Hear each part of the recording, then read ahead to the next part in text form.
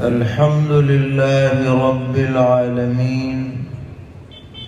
أشهد أن لا إله إلا الله وحده لا شريك له، وأشهد أن سيدنا ومولانا محمدًا عبده ورسوله، صلى الله تبارك وتعالى عليه وعلى آله وأصحابه وذرياته أجمعين. أما بعد، فأعوذ بالله من الشيطان الرجيم. بسم الله الرحمن الرحيم. يا أيها الذين آمنوا قوا أنفسكم وأهليكم نارا وقودها الناس والحجارة عليها ملائكة غلاظ شداد لا يعصون الله ما أمرهم ويفعلون ما يؤمرون. صدق الله مولانا العلي العظيم. معزز علماء کرام، بزرگوں اور بھائیوں اور پس پردہ ہماری مائیں اور بہنیں، آج اس مجلس میں شرکت کر کے بہت مسرت ہو رہی ہے کہ آپ کی بستی میں کئی دہائیوں سے مکتب کی تعلیم کا جو انتظام ہے، اس کی جو کارکردگی ہے وہ آپ کے سامنے پیش کی گئی، اور جن بچوں اور بچیوں نے پوری پابندی کے ساتھ سال بھر حاضری دی اور اچھے نمبرات حاصل کیے، ان کو گراں قدر انعامات دے کر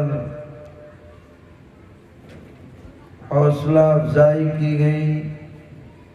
یہ بڑے شکر کا موقع ہے۔ ساتھ میں یہ بھی قدردانی کی بات ہے کہ مکتب کے وہ اساتذہ کرام جو دن رات ان نونہالوں کے مستقبل کو روشن کرنے کے لیے محنتیں کرتے ہیں، ان کو بھی عزت سے نوازا گیا اور ان کی بھی قدر افزائی کی گئی۔ یہ بہت خوشی اور مسرت کا موقع ہے۔ ہمیں یہ سمجھنا چاہیے کہ ہمارے یہ مکاتب جہاں بنیادی دینی تعلیم دی جاتی ہے، یہ ملت کے لیے ریڑھ کی ہڈی کی حیثیت رکھتے ہیں۔ جیسے انسانی بدن کے لیے ریڑھ کی ہڈی چلنے پھرنے اور کھڑے ہونے کے لیے لازم ہے، اسی طرح ملت اسلامیہ دین پر قائم نہیں رہ سکتی جب تک کہ مکتب کے نظام سے وابستہ نہ ہو۔ ہمارا جو دین ہے وہ کوئی ہوائی دین نہیں ہے کہ جو شخص جو چاہے دین کے نام پر نظریہ رکھ لے یا عمل کر لے، بلکہ دین تو صرف وہ ہے جو مستند ذرائع سے ہم تک پہنچا ہے، جس کے پڑھنے والے، جس کے پڑھانے والے، جس کے جاننے والے، جس کی تعلیم دینے والے ہر زمانے میں اتنی بڑی تعداد میں رہے ہیں کہ ان سے غلطی کا احتمال نہیں ہے۔ اس دین کو جاننا دین کی بقا کے لیے ضروری ہے، اور اس کو جاننے کا جو بظاہر اسباب ہمارے پاس ذریعہ ہے وہ یہ مکاتب ہیں اور مدارس دینیہ ہیں۔ مکاتب میں جو تعلیم دی جاتی ہے یہ وہ تعلیم ہے جس کا ہر مسلمان کو جاننا فرض عین ہے۔ سرور عالم صلی اللہ تعالی علیہ وسلم نے فرمایا، طلب العلم فریضۃ علی کل مسلم، کہ علم کا سیکھنا، طلب کرنا ہر مسلمان پر لازم ہے، خواہ مرد ہو یا عورت۔ یہ فرض عین کا درجہ ہے کہ آدمی کو بنیادی عقائد معلوم ہو،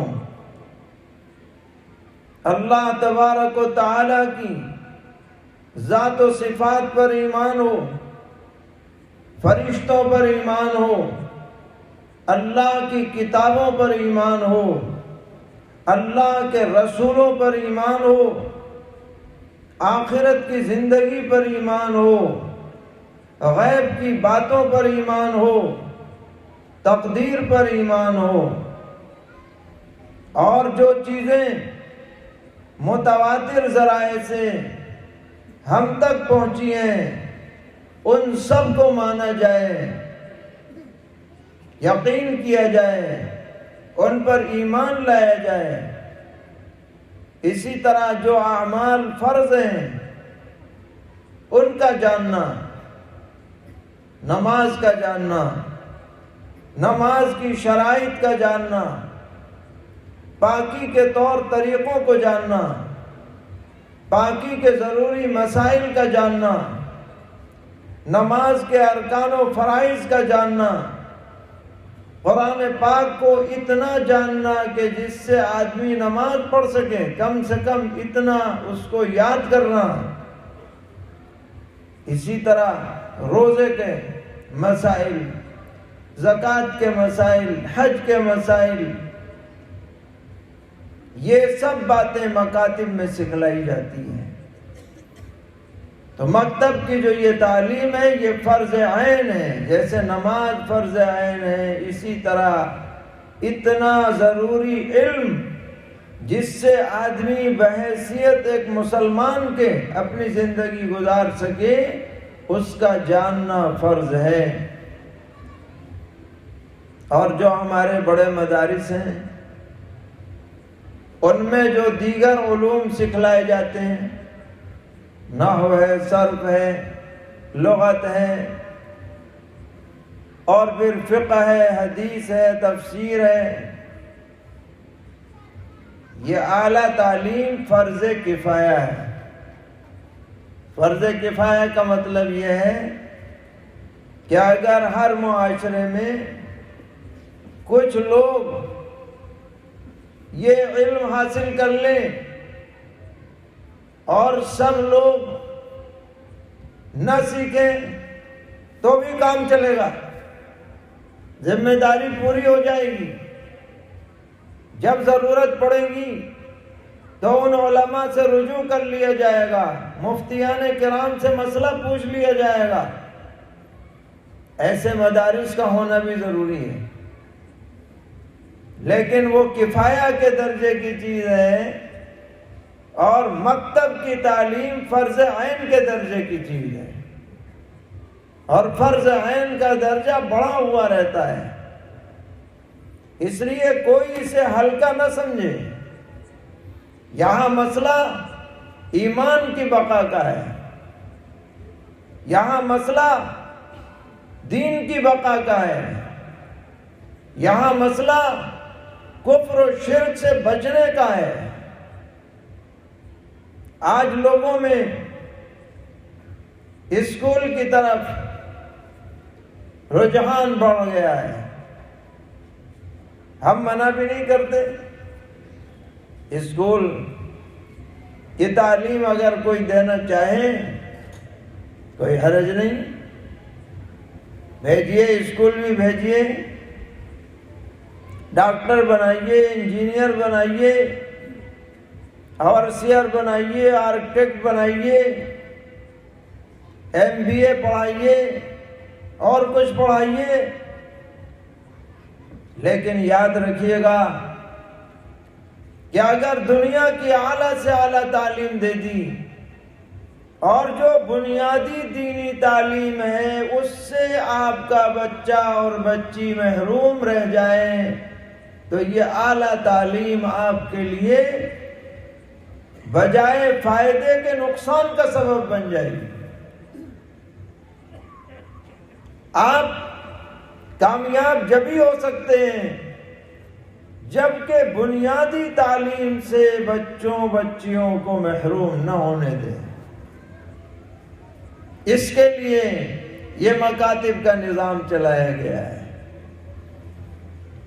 کہ آپ اسکول جانے سے پہلے یا اسکول سے واپسی کے بعد 1 گھنٹہ مکتب کے نظام میں بچے اور بچی کو پڑھائیں، تو انشاءاللہ اس کا اثر یہ ہوگا کہ نسلوں کے اندر دین باقی رہے گا۔ یہ شاندار مسجدیں جو بنائی جا رہی ہیں یہ بھری پوری آباد رہیں گی، گھر کا ماحول دین کا رہے گا، شعائر اسلام زندہ رہیں گے۔ اور اگر سب کچھ پڑھا لیا اور یہ مکتب کی تعلیم نہ دی تو اگلی نسل کے دین کی کوئی ضمانت نہیں دی جا سکتی، کوئی گارنٹی نہیں دی جا سکتی۔ ہم نے دیکھا ہے، خود اپنی آنکھوں سے دیکھا ہے کہ یورپ کے اندر مختلف ممالک سے لوگ جا کر آباد ہوئے۔ بہت سے لوگ وہ تھے جو اسپین اور الجزائر سے انقلاب کے بعد فرانس میں، جرمنی میں، انگلینڈ میں جا کر بس گئے، اور وہ اصلاً عربی النسل تھے، مسلمان تھے، لیکن وہاں جا کر انہوں نے مکتب کا سلسلہ جاری نہیں کیا، مکتب کے نظام سے وابستہ نہیں رہے۔ وہ مسلمان چند نسلوں کے بعد غیروں کے ساتھ اس طرح گھل مل گئے کہ شراب پینے لگے، خنزیر کھانے لگے، کسی چیز سے پتہ نہیں چلتا کہ یہ کون لوگ ہیں، کہاں سے آئے ہیں۔ ان کی انفرادیت ختم ہو گئی، کہیں کہیں نام باقی رہا اور کہیں تو نام بھی باقی نہیں رہا، پوری نسل بدل گئی، پہچان نہیں رہی۔ لیکن ہم نے یہ دیکھا خاص طور پر ہمارے گجرات کے علاقوں سے جانے والے بھائی چاہے وہ انگلینڈ گئے، کینیڈا گئے، امریکہ گئے، انہوں نے وہاں جا کر کاروبار کرنے کے ساتھ ساتھ دو چیزوں پہ محنت کی۔ جہاں بھی گئے سب سے پہلے مسجد قائم کی، مسجد نہ بن سکی تو جماعت خانہ قائم کیا، اور پھر اس کے ساتھ مکتب کا نظام۔ چنانچہ جو بچے اسکول جا رہے ہیں، جانے سے پہلے ان کے ماں باپ خود اپنی گاڑی سے مکتب چھوڑ کے جاتے ہیں، پھر مکتب سے اسکول پہنچاتے ہیں، کہیں اسکول سے لاتے ہیں مکتب میں چھوڑتے ہیں، صبح اور شام کی شفٹ ہے۔ اس کا نتیجہ کیا ہے کہ آج کئی پیڑھیاں گزر گئیں، مگر ان لوگوں میں الحمدللہ دینداری قائم ہے، بڑھ رہی ہے۔ وہاں بڑے بڑے دارالعلوم قائم ہو گئے، مسجدیں آباد ہو گئیں، بڑے بڑے علاقے دینداروں سے بھر گئے۔ یہ مکتب کا اثر ہے، یہ مکتب کا فائدہ ہے۔ اس لیے کبھی بھی اس محنت کو ہلکا نہ سمجھا جائے، اور اس کو برقرار رکھنے، اس کو ترقی دینے، اس کو آگے بڑھانے میں جو بھی اپنا کردار ہو سکے اس میں دریغ نہیں کرنا چاہیے۔ اس میں پڑھنے والے بچے بھی قابل مبارکباد ہیں، ان کو پڑھانے والے اساتذہ بھی قابل مبارکباد ہیں، کیونکہ یہ ایک نسل کی تعمیر کا کام انجام دے رہے ہیں، اور یہ ہماری سب کی ذمہ داری ہے کہ ہم اپنی نسلوں کو آخرت کی سزاؤں سے، آخرت کے عذاب کا مستحق بننے سے بچانے کی فکر کریں۔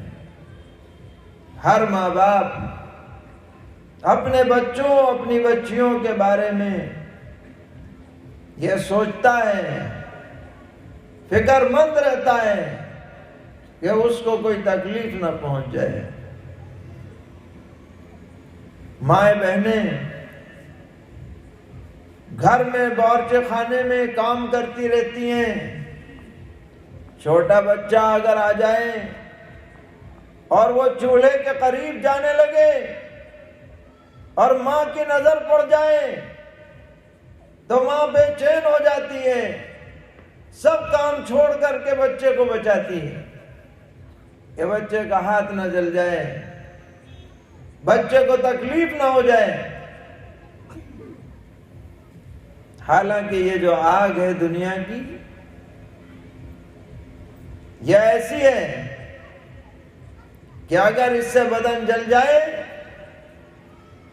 تو مرہم لگا کے ٹھیک بھی ہو سکتا ہے،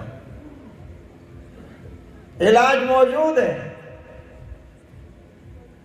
پلاسٹک سرجری بھی ہو سکتی ہے، اور آدمی سکون بھی حاصل کر سکتا ہے۔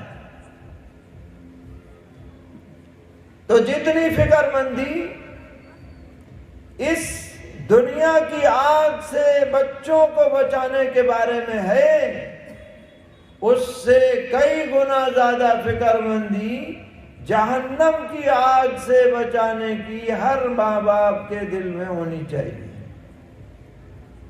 کیونکہ جہنم کی آگ اس سے 70 گنا زیادہ خطرناک ہے جلانے میں۔ سرور عالم صلی اللہ تعالی علیہ وسلم نے فرمایا کہ جہنم کی آگ کو دہکایا گیا 1000 سال تک، جس کی وجہ سے وہ دہکتے دہکتے سرخ ہو گئی، پھر 1000 سال تک دہکایا گیا تو دہکتے دہکتے سفید ہو گئی۔ آپ نے دیکھا ہوگا جب تپش زیادہ ہوتی ہے تو رنگ ختم ہو جاتا ہے، تپش کا۔ فرمایا پھر 1000 سال تک دہکایا گیا تو یہ سیاہ ہو گئی اور اب سیاہ ہونے کی حالت میں دہک رہی ہے، نعوذ باللہ من ذالک۔ اب اگر اولاد خدا نہ کرے ایمان سے محروم ہو جائے، شرک میں مبتلا ہو جائے، نعوذ باللہ مرتد ہو جائے اور ہمیشہ کی آگ کی مستحق بن جائے، تو ماں باپ کو بے حد بے چین ہونے کی ضرورت ہے، کیونکہ یہ آگ بڑی خطرناک، جتنی دنیا کے آگ سے بچانے کی فکر ہے اس سے 1000 گنا زیادہ اس جہنم کی آگ سے بچانے کی فکر ہونی چاہیے۔ اور اگر ایمان سے محروم نہ بھی ہو، بدعملی میں مبتلا ہو جائے، برائی کی عادی ہو جائے، گناہوں کا چسکا پڑ جائے، اچھی تربیت نہ رہے، تو بھی عذاب کا استحقاق ہو سکتا ہے، اس سے بھی بچانے کی ضرورت ہے۔ اور اس بچانے کا صحیح طریقہ یہی ہے کہ ان بچوں کی بچپن ہی سے اچھی تعلیم و تربیت کا انتظام کیا جائے۔ دنیا بھی آپ پڑھائیں مگر دین سے محروم نہ رکھیں، اور دنیا پڑھانے میں بھی ایسے اسکولوں کو ترجیح دی جائے جہاں کا ماحول اچھا ہو۔ خود اپنے اسکول قائم کیے جائیں، ایسے اسکول جہاں پڑھانے والے اپنے لوگ ہوں، وہ اچھی ذہن سازی کریں۔ نصاب میں اگر کوئی بات ہمارے عقیدے کے خلاف آئے تو استاد یا استانی اسے سمجھا دے، بتلا دے۔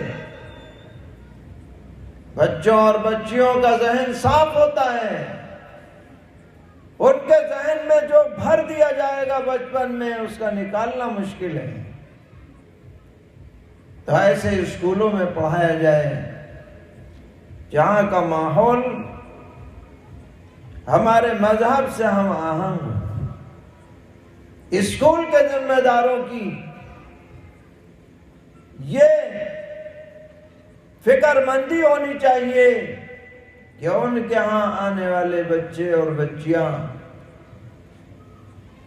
اچھی دینی تعلیم بھی حاصل کریں، معقول نظم کیا جائے، جیسے اور نصاب کو پڑھانے کی فکر کی جاتی ہے، دینی نصاب کی بھی فکر کی جائے۔ پتہ نہیں آگے انہیں پڑھنے کا موقع ملے یا نہ ملے، اس لیے جو موقع مل رہا ہے اسے ضائع نہ کیا جائے۔ بہرحال اس وقت آپ کی خدمت میں یہی بات عرض کرنی ہے کہ ہمیں بحیثیت ایک مسلمان کے اپنی نسلوں کے دین و ایمان کی سب سے زیادہ فکر ہونی چاہیے۔ اسی بات کو اللہ تعالیٰ نے قرآن پاک میں فرمایا، یا ایھا الذین آمنوا قوا انفسکم واہلیکم نارا، اے ایمان والو بچاؤ خود اپنے کو اور اپنے گھر والوں کو جہنم سے، جہنم کی آگ سے، وقودها الناس والحجارہ، جس کو دہکایا جائے گا خود انسانوں کے ذریعے سے اور پتھروں کے ذریعے سے۔ پتھر کی آگ بڑی خطرناک ہوتی، جلدی سے بجھتی بھی نہیں، اور خود جہنم کو دہکانے کے لیے انسانوں کو لگایا جائے گا۔ نعوذ باللہ من ذالک، ایسی بھیانک آگ ہوگی، اس سے بچاؤ۔ اور بچاؤ کیسے ہوگا؟ اس کی اچھی تعلیم و تربیت کرو، سچا مسلمان بناؤ۔ اب کوئی یہ سوچے کہ میاں ہم تو بڑے ہوشیار ہیں، اگر چلے بھی گئے جہنم میں تو باہر آ جائیں گے، تو اللہ تعالیٰ فرما رہے ہیں یہ مت سوچ لینا، خام خیالی ہے۔ علیہا ملائکۃ غلاظ شداد، اس جہنم پر جو نگرانی والے فرشتے ہیں وہ بڑے ترشرو ہیں اور بڑے زبردست طاقتور ہیں۔ ترشرو ایسے ہیں کہ کسی کو بات کرنے کی ہمت ہی نہ ہوگی، اور طاقتور ایسے ہیں کہ ان کی گرفت سے کوئی بچ کے نکل نہیں پائے گا۔ اور سب سے بڑی بات یہ ہے کہ لا یعصون اللہ ما امرہم وَيَفْعَلُونَ مَا يُؤْمَرُونَ، جو اللہ تعالیٰ ان کو حکم دیتا ہے اس کی وہ نافرمانی نہیں کرتے، جو آرڈر ملتا ہے 100% اس کی تعمیل کرتے ہیں۔ کہ کہیں تم سمجھتے ہو کہ تم دوستی کر لو گے اور دے دلا کے باہر نکل آؤ گے، ایسا کچھ نہیں ہے۔ نعوذ باللہ، جو جائے گا سو جائے گا، بچ نہیں پائے گا۔ اس کا انتظام تو دنیا میں ہو سکتا ہے، اور وہ انتظام یہ ہے کہ آدمی اپنے اللہ سے معاملے کو درست رکھے، خود بھی اپنے کو جہنم سے بچانے کی فکر کرے، اور بچوں بچیوں کو، گھر والوں کو بھی بچائے۔ ہر مسلمان کی یہ ذمہ داری ہونی چاہیے۔ اللہ تعالی ہم سب کو توفیق عطا فرمائے اور اس مکتب کے نظام کو بے حد قبول فرمائے، اس کے فوائد، اثرات، ثمرات کو نسلوں تک عام فرمائے۔ جو بچے بچیاں پڑھ چکے ہیں اللہ تعالیٰ ان کے علم میں مزید اضافہ فرمائے، جو پڑھ رہے ہیں اللہ تعالیٰ ان کو تکمیل کی توفیق عطا فرمائے، جو نہیں پڑھ رہے ہیں اللہ تعالیٰ انہیں پڑھنے کی سعادت سے بہرور فرمائے۔ اس مجلس کو بھی قبول فرمائے، تمام منتظمین، اساتذہ، معاونین سب کو جزائے خیر سے نوازے۔ وصلی اللہ تعالی علی خیر خلقہ محمد وآلہ وصحبہ اجمعین برحمتک یا ارحم الراحمین۔